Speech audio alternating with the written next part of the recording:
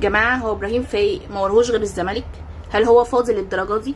يعني ايه بوست ينزل على صفحه برنامجه اللي هي الكوره مع فايق مكتوب عليها عنوان عواد باع ارضه؟ يعني ايه عواد باع ارضه؟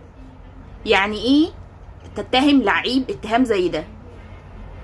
وحضرتك سبت الشناوي في ماتش الاهلي وسيراميكا لما كان عمال يلم كور مع اللعيبه مع الناس بره، وسايب الماتش شغال؟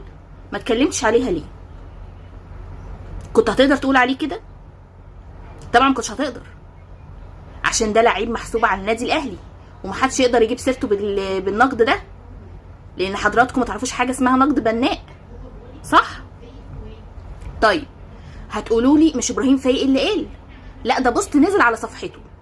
مصطفى عبده قال الكلام ده بس هو اللي منزله على صفحته، والمفروض هو كاعلامي محايد يمنع ان الكلام ده يتقال على برنامجه او في برنامجه.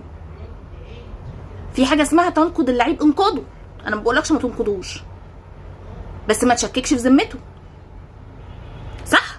مش تعامل نفسك اعلامي محايد.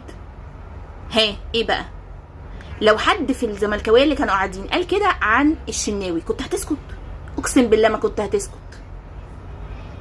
وانا عندي عتاب، معلش، الناس الزملكاويه اللي كانوا قاعدين كانوا سامعين ازاي ان يعني مصطفى عبده بيقول كده على لعيب من نادي الزمالك ومحسوب على نادي الزمالك لحد دلوقتي وساكتين؟ يعني حلمي طولان ومش فاكره مين تاني كان قاعد زملكاوي برضو وساكتين. ازاي كده يا جماعه؟ ازاي انتوا اصلا محسوبين على نادي الزمالك وما بتردوش غيبه نادي الزمالك؟ مش ده لعيب محسوب على نادي الزمالك؟ ازاي تسكتوا على اهانته؟ قمه العبث والله العظيم يا جماعه. الواحد قرف واتخنق من كتر ما هو بيشوف يعني البدع في الاعلام. تحس ان احنا يعني بننفخ في بالونه كده مخرومه، والله العظيم مفيش فايده.